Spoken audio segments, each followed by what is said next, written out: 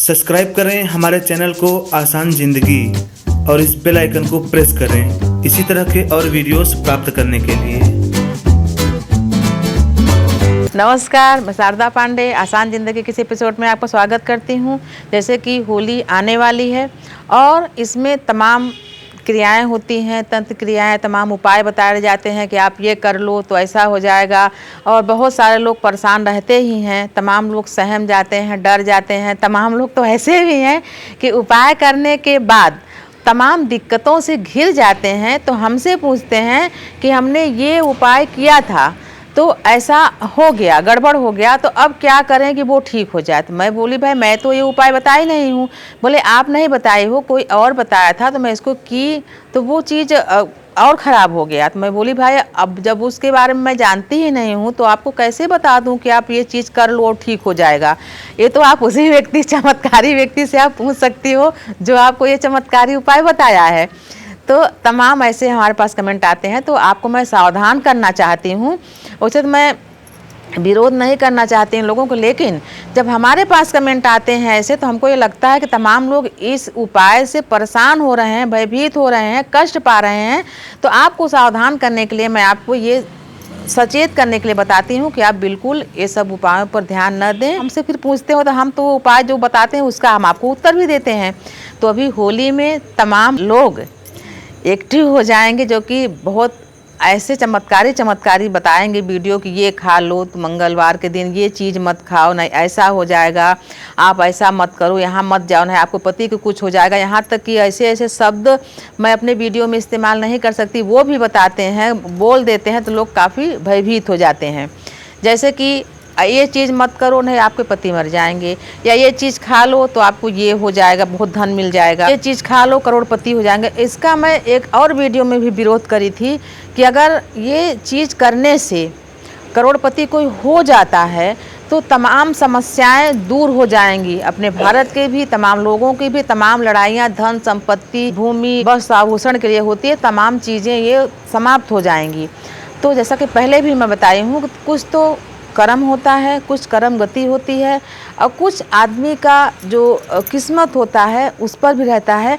लेकिन आप अपने कर्म शुभ रखें तो सभी कुछ ठीक होगा। जो भी ये लोग जो भी आपको भ्रमित कर रहे हैं, बता रहे हैं यूट्यूब में, तो वो सामने तो आते नहीं हैं, पीछे से वो क्या क्या बोल के चले जाते हैं और आप उनके ऊपर विश्वास करके।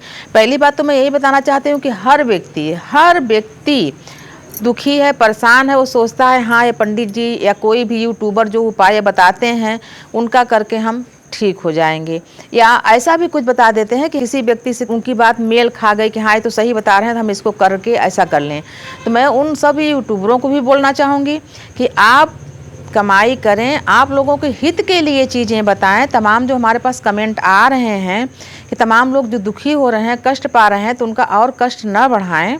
और आप अगर ऐसा कुछ बोल रहे हैं तो आप गारंटी के साथ बोलें कि हाँ आप ऐसा ठीक बोल रहे हैं, ऐसा हो रहा है। और आप सामने से आके बोलें, आप पीछे से क्यों बोल रहे हैं, आप सामने से बोलें। हम भी उपाय बताते हैं और आपको मैं तमाम ऐसे कमेंट भी बताऊंगी। जैसे मैं एक घर के लिए बताई हूँ कि नारियल का जो चढ़ाना है सब चीज़ें, तो कई कमेंट मैं आपको दिखाना चाहूँगी कि कई लोग बोले हैं कि हाँ उनका हुआ है, कई लोग ऐसा भी बोले हैं कि उनका नहीं हुआ है। जैसा बताई हूँ आपको कि किसी चीज़ में रुकावट जब होता है तो रुकावट हटाने के लिए उपाय बताया जाता है। लेकिन करोड़पति हो जाना, अरबपति हो जाना, कपूर रख के ऐसा हो जाना और लौंग रख दो तो ये हो जाएगा। तमाम हमसे माताएं बहनें बेटियां ये भी प्रश्न करती हैं कि मैं ऐसा क्या उपाय करूं कि मेरे पति जो हैं मेरे बस में हो जाएं, मैं जो कहूं वो करें। मैं बोली इसका बहुत सरल उपाय है, उसके अनुकूल आप खुद हो जाओ। अपने अनुकूल करने के लिए उसको कोई तंत्र मंत्र, कोई भी षड्यंत्र करने की कोई आवश्यकता नहीं है। उस व्यक्ति के अनुकूल आप हो जाओ, वो व्यक्ति खुद ब खुद आपके अनुकूल हो जाएगा। आप जो कहोगे वो करने लगेगा। कैसे? उसके मन का आप भोजन बनाओ। जैसे आपका जिसके साथ विवाह हुआ है उसके साथ आप ईमानदारी से रिश्ते निभाओ, और जिस व्यक्ति के साथ आपका विवाह हुआ है सबसे पहले उनके परिवार वालों को आप खुश रखो। परिवार वालों में सबसे सर्वश्रेष्ठ कौन है? माता पिता, बड़े भाई, छोटे भाई, उनकी बहन जो अविवाहित हैं, जो विवाहित हैं, भांजी भांजा, आप उनको उनका देखभाल करोगे तो उनको ये लगेगा आपके पति को कि हाँ, ये जो महिला या जो लड़की आई है ये हमारे घर के लिए न्यू है, ये सभी को संभाल लेगी। अब सिर्फ आप इनको सबको परे करके और सिर्फ आप पति के लिए बोलोगे कि पति को कैसे बस में करें, कि मैं जो कहूँ वो पति करें, माँ की बात ना माने। पता आप सोच के देखो कि आपके भी मम्मी पापा हैं, जो भी हैं, तो उनके बारे में भी सोच के देखो। और कोई भी आप ऐसा उपाय मत करो। तो मैं आपको बता रही हूँ कि कई लोग किसी के कहने से उपाय किए कि जो भी कि तकिया के नीचे ये रखो, ये करो, वो करो, तो उनका और ज़्यादा बिगड़ गया। तो मैं बोली आपको, आपके बोल रहे हैं कि आप ये सब चीज़ें करो। और उन सभी यूट्यूबरों से मैं कई बार बोलना चाहूँगी कि आप अब जब वीडियो डालो तो सामने से डालो और ये कह के डालो कि हाँ, ये चीज़ कर लोगे तो आपका पति मर जाएगा। एक तो खुद ही सब परेशान हैं, दुखी हैं, हर पल डरते रहते हैं कि उनके पति घर से बाहर गए हैं, ऑफिस गए हैं, बिजनेस में गए हैं, उनका बच्चा घर से बाहर है, वो खुद ही परेशान है।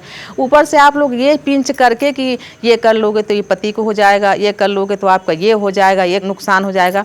अरे जब किसी को आप फ़ायदा नहीं पहुंचा सकते, जो मनोमस्तिष्क में किसी को डर भय क्यों भर रहे हो? बिल्कुल नहीं करना चाहिए आपको ऐसा। उन सभी यूट्यूबरों से बोल रही हूँ कि आप सामने से आके वीडियो डालो और कभी भी ये अनर्गल चीज़ें मत डालो। जो युग चल रहा है उसमें हर व्यक्ति, अगर हाँ आप हमारे बात से सहमत ना हो तो आप कमेंट में ज़रूर लिखें कि हर व्यक्ति भयभीत है, ऐसा युग ही चल रहा है और हर व्यक्ति कन्फ्यूजन में रहता है कि कहीं ये कर लूँ तो ये सही हो जाएगा, ये कर लूँ ये गलत है। मैं तो आपसे बोल रही हूँ कि आप अपने कर्मों को अच्छे से सत्कर्म पर चलिए, बिल्कुल कुछ भी नहीं होगा। मैं आपसे बता रही हूँ। कई लोगों का प्रश्न होता है कि उनको नौकरी नहीं मिल रही है या नौकरी मिली है तो जितना वेतन मिलता है उससे ज़्यादा उनका खर्च है, या बिजनेस है तो बिजनेस में उनको फ़ायदा नहीं हो रहा है। तो उसके लिए आप क्या करें कि जैसे कि पूर्णिमा के दिन होली, जो रंग वाली होली खेली जाती है, तो वो कृष्ण पक्ष की प्रतिपदा होती है चैत महीने की। ये जो उपाय बताया जा रहा है ये होली के दिन के समय करना है इसको। तो एक नारियल ले आए। नारियल कौन सा होगा? पूजा वाला नारियल कौन सा होता है? जिसमें जल रहता है, वो पूजा वाला नारियल होता है। जो सूखा रहता है वो पूजा में नहीं चढ़ाया जाता है, किसी भी पूजा होती है किसी भी तरह से उसमें नहीं चढ़ाया जाता। जो गरी गोला होता है वो तमाम पूजा में उसके ऊपर की जटा हटा के चढ़ाया जाता है, लेकिन पूजा वाला नारियल पानी वाला नारियल होता है। उसको लाएं। लाने के बाद घर के जितने भी सदस्य हैं, यानी कोई एक व्यक्ति स्नान वगैरह करके स्वच्छ कपड़ा पहन के मस्तक पर तिलक लगा के वो नारियल को भी पवित्र कर ले। पवित्र करने के बाद नारियल को भी तिलक लगाया जाता है। यानी जब नारियल हम पूजा में फोड़ते हैं या कहीं रखते हैं, कुछ करते हैं, तो वो बलि माना जाता है। तो एक व्यक्ति घर के, चाहे महिला हो चाहे पुरुष हो, नहा के नारियल को लेकर नारियल में भी हल्दी कुमकुम का तिलक लगाएं। और घर में जितने भी लोग हैं वो ना नहाए तो कोई दिक्कत नहीं है। घर में जितने भी व्यक्ति हैं, माता पिता दादा दादी से लेकर घर में जितनी महिलाएं बच्चे हैं, सभी के ऊपर से वारें, यानी ऐसे करके वारें 3 बार। वारने के बाद यानी अब जैसे कोई क्रिया कर रहे हो उसको बोलते हैं टोटका।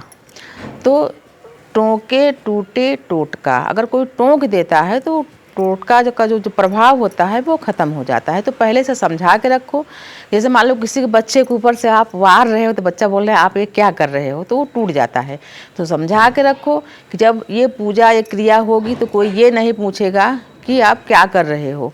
तो वारने के बाद किसी चीज़ में ले लें कि कोई देखे ना। और जब होलिका, ये सुबह की पूजा के लिए बता रही हूँ, तो इसको रख लें किसी कपड़े में बांध के। उसके बाद श्री कृष्ण जी का, राधा जी का और श्री हरि विष्णु जी का और लक्ष्मी जी का पूजन भी विशेष रूप से घर में करें, क्योंकि पूर्णिमा तिथि है, ये देवों की तिथि होती है।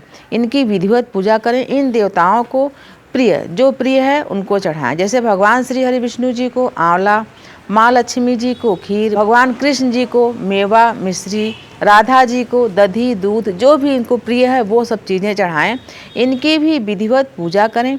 पूर्णिमा का दान सीधे देवताओं को मिलता है। पूर्णिमा के दिन सफ़ेद चीज़ों का दान भगवान श्री हरि विष्णु के नाम से, लक्ष्मी जी के नाम से, राधा कृष्ण जी के नाम से सफ़ेद चीज़ों का दान करने से भी धन की वृद्धि होती है। तो इनकी पूजा करें और इस दिन दिन में सफ़ेद चीज़ों का दान भी करें। और जो ये नारियल बताई हूँ वार के आप रखे रहेंगे, तो जब होलिका दहन हो, यानी 1:20 में जब होलिका दहन हो जाएगा तो आप इसके बाद कभी भी सुबह तक भी, यानी सूर्योदय से पहले भी या सूर्योदय हो जाए तब भी, सूर्योदय से पहले ज़्यादा कारगर होता है ये सब टोटके।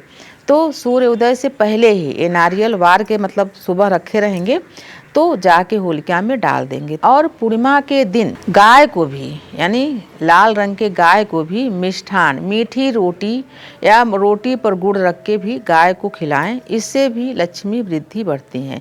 जैसे मैं आपको जब कुछ बताती हूँ तो कुछ तो कर्मों का लेखा होता है। जब हम जन्म लेते हैं तो बच्चा उस समय निष्पाप रहता है, निष्कलंक रहता है, कुछ उसका कुछ नहीं किया रहता है, लेकिन वो जन्म वहीं लेता है अपने कर्मों के अनुसार। जो पूर्व जन्म होता है वो उसमें वो क्या कर्म किया है उसी प्रकार से निर्धारित होता है कि वो किस घर में किस माता पिता का पुत्र या पुत्री बन के जन्म लेगा और कितना वो माता पिता को सुख देगा और कितना वो माता पिता से सुख सुविधाएं पाएगा। तो ये कुछ पूर्व जन्म के हो गए और कुछ इस जन्म के कर्म। जैसे भगवान श्री कृष्ण बोलते हैं कि व्यक्ति को अपना कर्म नहीं छोड़ना चाहिए, कर्म करना ही चाहिए। तो कर्म करने से भी, कुछ वीडियो में बोली थी मैं कि सभी चीज़ जन्म मृत्यु विवाह निर्धारित होता है। तो कोई प्रश्न किया था फिर हम ऐसा कोई कुछ क्यों करें जब निर्धारित ही सब। तो करना भी चाहिए, कर्म भी करना चाहिए, उसका भी फल मिलता है। तो जो ये सब उपाय बताती हूँ मैं आपको, तो इससे रुका हुआ, जैसे मान लीजिए जब हम गाँव में रहते हैं, जब खेत में पानी आता है नाली में तो सीधे आता है। मान लीजिए रुकावट किसको बोलते हैं, उसमें कहीं पत्थर कहीं ईंटा कहीं कुछ गिर गया तो पानी रुका हुआ रहता है, उसको हटा देते हैं जब पत्थर को, तो पानी खेत में जाने लगता है। तो उपाय किस लिए बताया जाता है, मान लीजिए पानी आ तो रहा है पर बीच में कुछ रुकावट आ गया, पत्थर पड़ गया, कुछ किसी भी कर्म से व्याधा आ गई, तो उस व्याधा को दूर करने के लिए आपको उपाय बताया जाता है कि आप ये उपाय कर लो। किसी भी कर्म से, घर के व्यक्ति के या खुद के कर्म से ये चीज़ हो गया है तो उस उपाय करने से ठीक हो जाता है, इसीलिए आपको उपाय बताया जाता है। उसी प्रकार से कई लोगों का प्रश्न रहता है, प्रश्न करते हैं हमको कि उनके यहाँ दादा दादी या उनके माता पिता या चाचा चाची या कोई भी लगातार बीमार रहते हैं, हमेशा बीमार रहते हैं। तो उनको मैं कई उपाय बताती भी हूँ, लेकिन अभी ये होली के समय शुरू करके उपाय जो किया जाएगा वो काफ़ी कारगर रहता है। तो गुरुवार के दिन ये उपाय गुरुवार से संबंधित है। तो 17 तारीख को जैसे गुरुवार है तो भी होलिका होलाष्टक के बाद होली ही माना जाता है। तो गुरुवार के दिन गेहूं के आटे का 2 पेड़े बना लें और उस पेड़े में चने की दाल थोड़ी सी भिगो लें। यानी कि जैसे कि आप पेड़ा बनाएंगे तो 1 आध घंटा पहले भी चने की दाल अगर भिगो लेंगी तो वो फूल जाती है। चने की दाल भीगी हुई एक पेड़े में डालें, फिर दूसरे पेड़े में भी डालें और थोड़ा 2 टुकड़ा गुड़ का भी छोटा छोटा दोनों में डालें और एक एक हल्दी की गांठ, वो भी काली हल्दी की गांठ पेड़े में डाल लें। डालने के बाद लाल रंग की गाय को, मतलब पहले तो जो व्यक्ति बीमार हैं उनके ऊपर से आप 7 बार वार लें। वारने के बाद लाल रंग की गाय को खिला दें। ऐसा 4 गुरुवार तक आप करें। तो जिस व्यक्ति का स्वास्थ्य हमेशा ही खराब रहता है, कुछ भी हुआ है उनको, हमेशा अस्वस्थ रहते हैं, कोई भी दवाई काम नहीं आ रही है, तो ऐसे में ये उपाय करने से वो व्यक्ति धीरे धीरे स्वस्थ हो जाएगा। गेहूं के आटे का पेड़ा बना के भीगी हुई चने की दाल, गुड़ और काली हल्दी डाल के बीमार व्यक्ति के ऊपर से 7 बार वारने के बाद लाल गाय को खिलाएं। ऐसा 4 गुरुवार करने से वो व्यक्ति स्वस्थ होने लगेगा। और गुरु जी का ध्यान करने के बाद और माँ लक्ष्मी जी का ध्यान करके ही ऐसा करें। तो ये भी उपाय बताई हूँ, आप इस उपाय को करें और करने के बाद कमेंट में ज़रूर बताएं। यानी 4 गुरुवार यानी 1 महीने लगातार ये किया जाएगा, तो ज़रूर बताएं। पहले गुरुवार से ही आपको पता लगने लगेगा कोई व्यक्ति स्वस्थ होने लगा है। और सबसे बड़ी बात होती है विश्वास की, विश्वास ज़रूर करें, बताना ज़रूर कि जो व्यक्ति बीमार है वो स्वस्थ हो रहे हैं कि नहीं। इसी प्रकार की वीडियो आगे भी मैं आपको दूंगी, तो आप ऐसे ही हमारे साथ बने रहें, देखते रहें आसान ज़िंदगी। तब तक के लिए नमस्कार।